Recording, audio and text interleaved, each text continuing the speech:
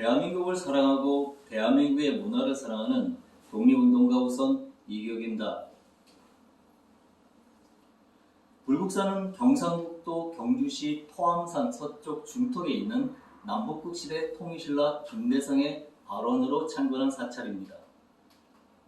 그러나 불국사 고금 창기에 의하면 2차돈이 순교한 이듬해인 528년에 법흥왕의 어머니 영제 부인과 기욤 부인이 불국사를 창건하고 비구니가 되었다고 기록되어 있습니다.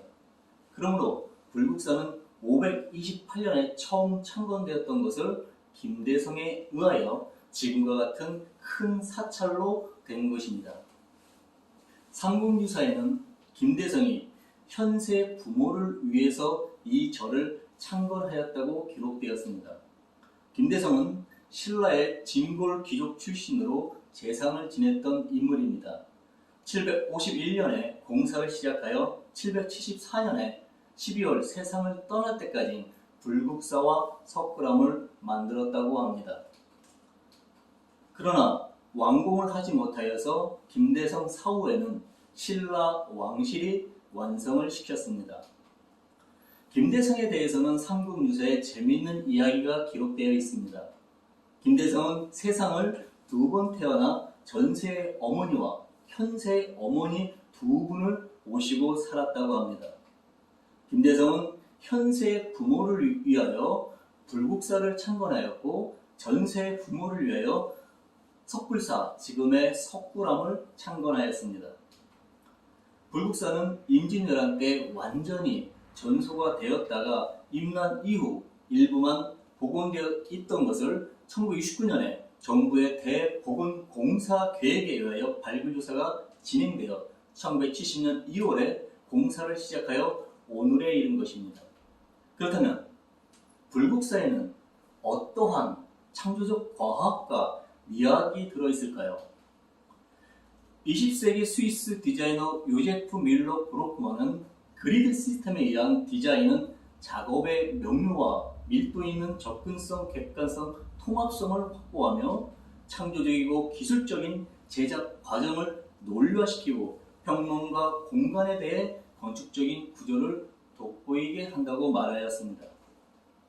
이 사진은 오래전에 제가 스케치한 것입니다. 건축에서 설계를 하며 가장 기본의 시작은 건물 용도의 활용성을 고려한 단위 기준치의 그리드 안에서 직선과 사선과 곡선 등이 나와 다양한 형태의 개념 스케치를 합니다. 건축이 확정되면 그 건물의 가장 효율적이고 경제적인 것을 고려하여 나온 그리드를 모듈 계획이라고 하며 그 위에서 설계를 진행하여 건물을 짓게 되는 것입니다.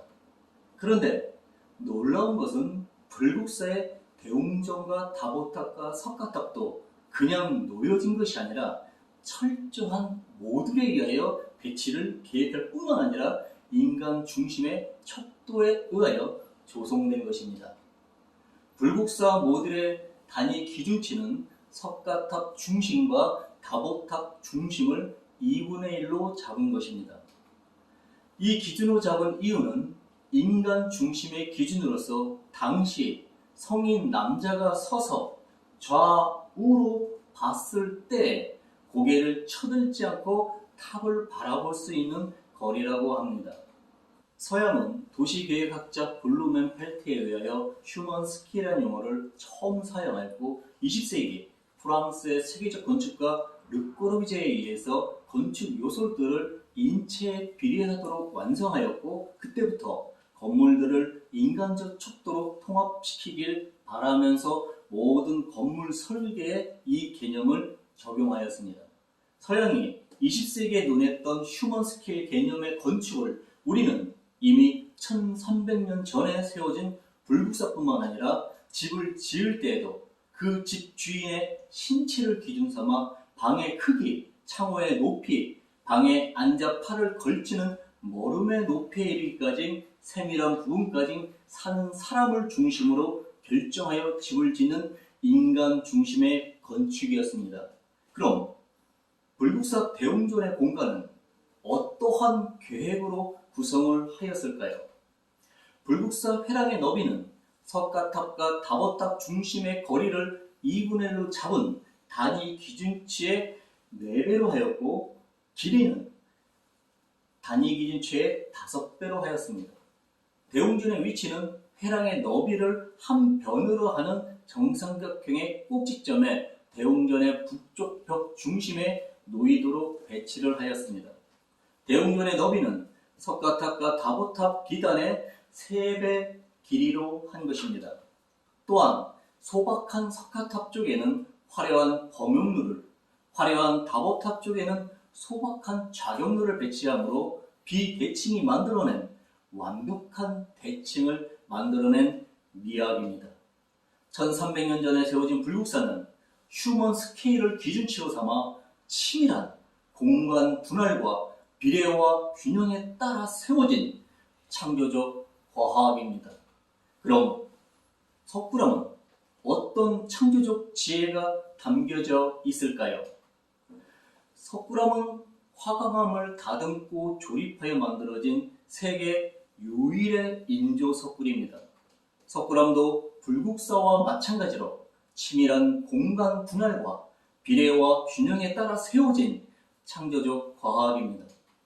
석굴암의 공간은 참배자가 예배를 드리는 사각의 전실과 고정 불상이 놓인 원형의 주실과 두 공간을 연결해주는 비도로 구성되었습니다. 석굴암의 규모는 주실의 고정불상 좌대의 지름을 단위 기준치로 하여 너비는 2배, 길이는 4배로 하여 만들어진 것입니다. 주실의 입구와 비도의 너비도 단일 기준치와 동일한 길이로 설계되어 만들어졌습니다. 비도의 너비를 한 변을 하는 정삼각형의 꼭지점은 본전불 좌대 상단과 일치합니다. 단위 기준치와 동일하게 10대 제자상의 높이를 잡았으며 반원형의 천장은 단위 기준치를 반지름으로 하여 축조한 것입니다. 단 1mm의 오차도 허용하지 않는 비례와 균형으로 만들어진 석굴암입니다. 석굴암에도 불국사와 마찬가지로 인간 중심으로 디자인하였고 축조를 하였습니다. 당시 성인 남자의 눈높이를 기준 삼아 전실에서 바라본 고정불상의 위치와 높이를 결정하여 제작하고 설치한 것입니다. 광배 또한 예배자의 눈높이에 맞춰 철저하게 제작하였습니다.